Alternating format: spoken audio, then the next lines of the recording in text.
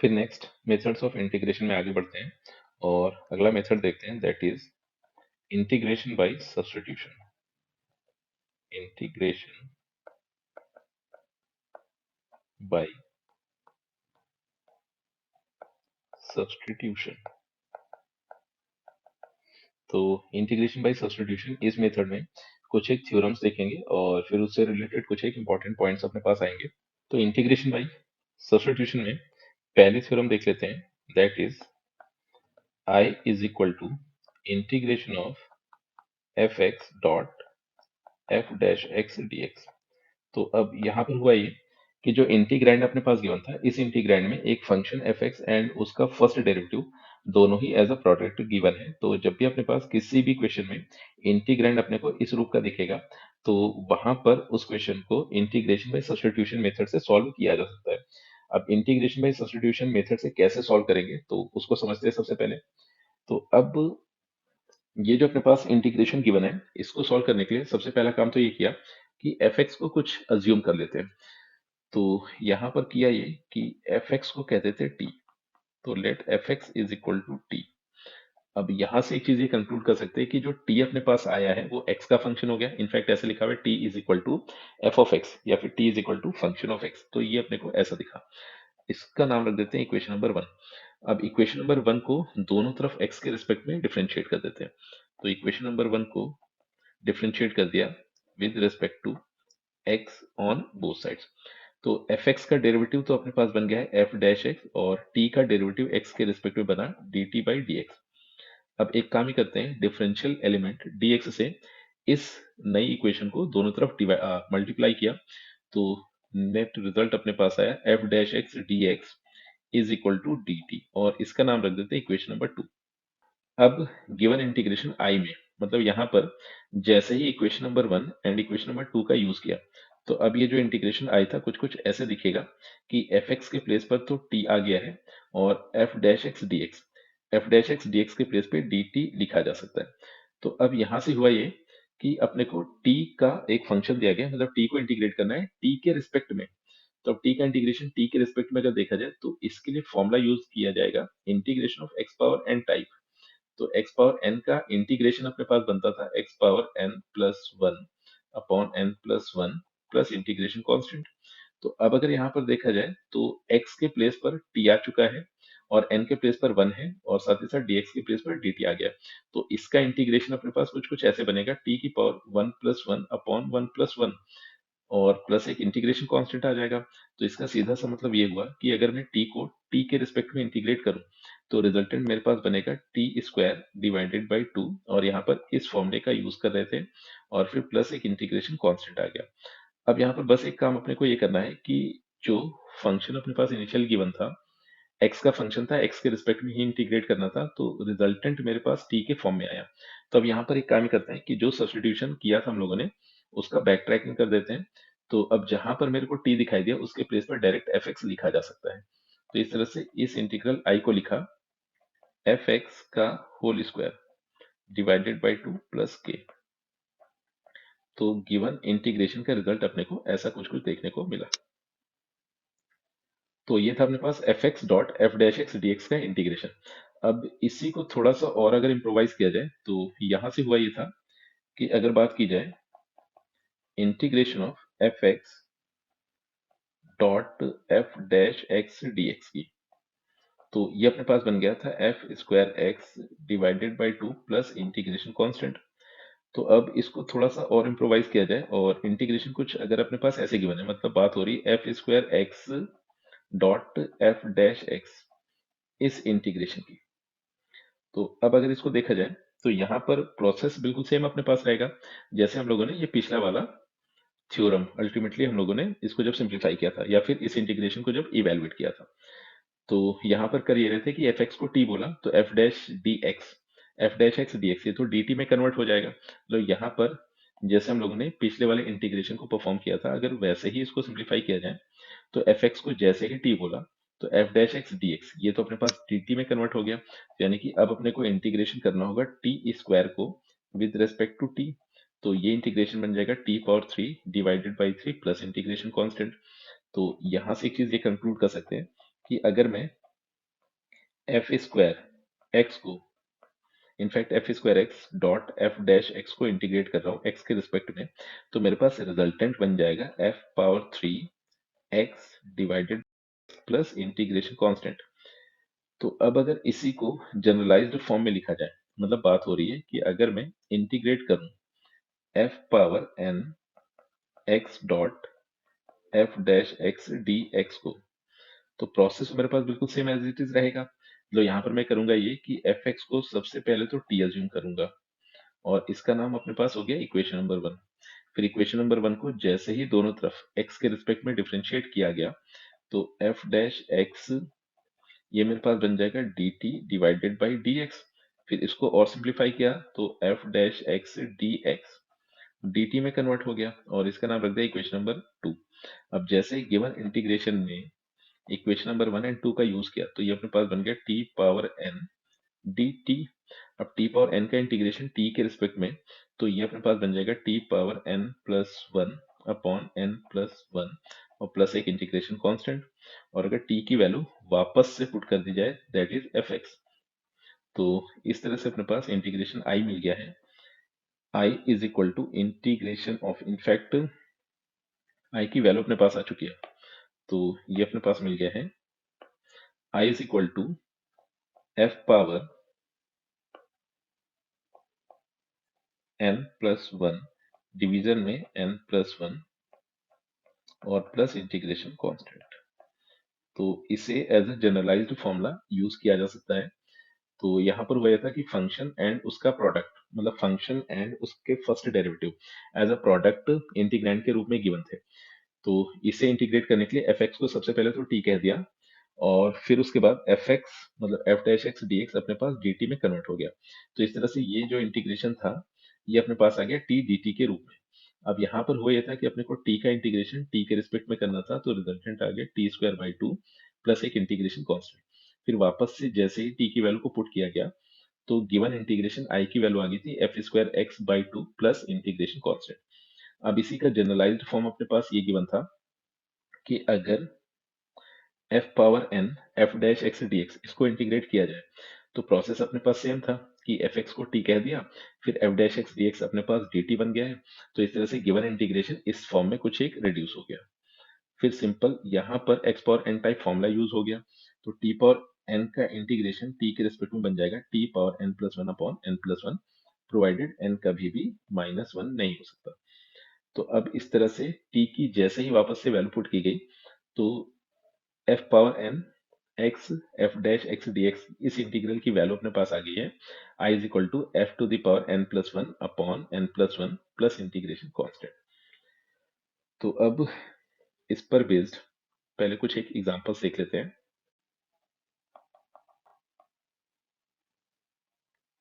तो गिवन है I is equal to integration of sine power 2022 X फिर dot cos X D X.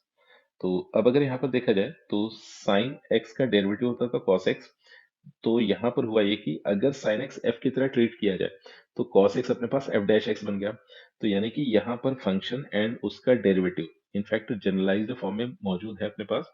तो एक काम ये किया जा सकता है कि इस क्वेश्चन को सॉल्व करने के लिए सबसे पहले तो साइन एक्स को कह दिया टी, और इसका नाम रखा इक्वेशन नंबर 1। अब इक्वेशन नंबर 1 को जैसे ही दोनों तरफ x के रिस्पेक्ट में डिफरेंशिएट किया, तो साइन x का डेरिवेटिव बन गया है cos x, और t का डेरिवेटिव बन गया है dt बाई dx। तो इसको फर्दर और सिंप्लीफाई किया, तो यहाँ से cos x dx ये dt के इक्वल आ गया, और इसका नाम रख दिया इक्वेशन नंबर 2। अब जैसे गिवन इंटीग्रेशन i में इक्वेशन नंबर 1 एंड 2 का यूज किया, तो साइन x के प्लेस पर t था, तो ये बन गया t टू द पावर 2022, और cos x dx ये बन गया है dt।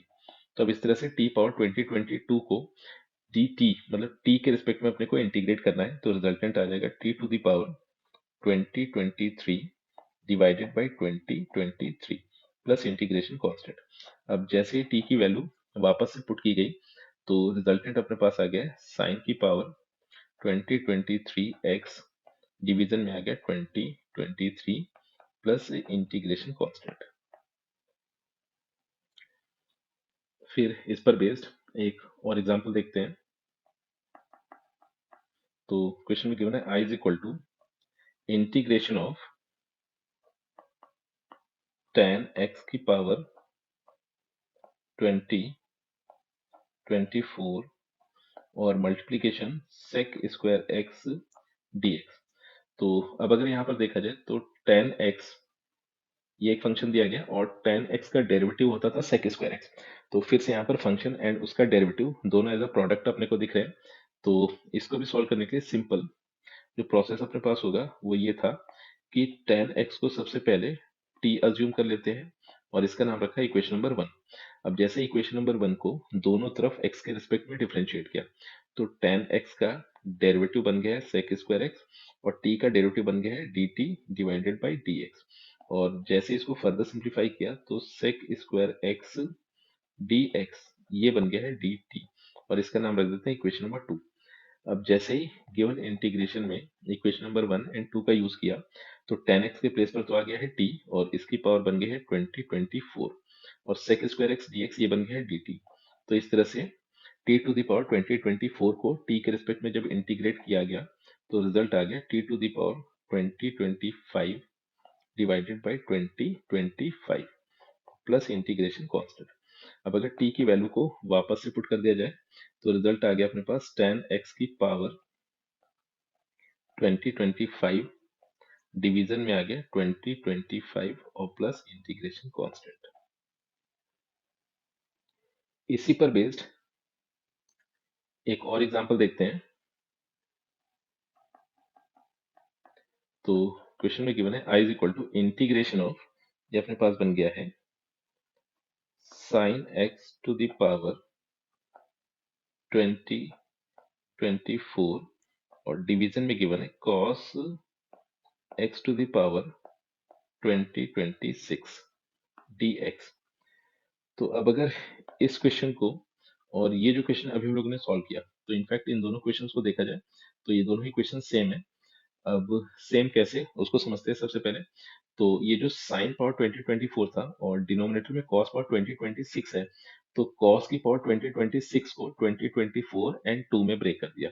तो इस तरह से इंटीग्रेशन कुछ कुछ ऐसा दिखा integration of sine X to the power 2024 और डिवीजन में मिल गया cos x की पावर 2024 और फिर मल्टीप्लीकेशन में cos स्क्वायर x dx। तो अब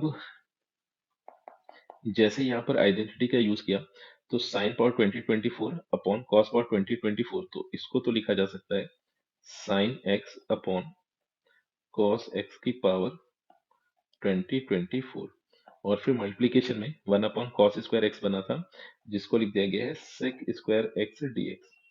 तो इस इंटीग्रेशन को और अगर सिंप्लीफाई किया जाए तो रिजल्टेंट बन गया इंटीग्रेशन ऑफ tan x की power 2024 dot sec square x dx।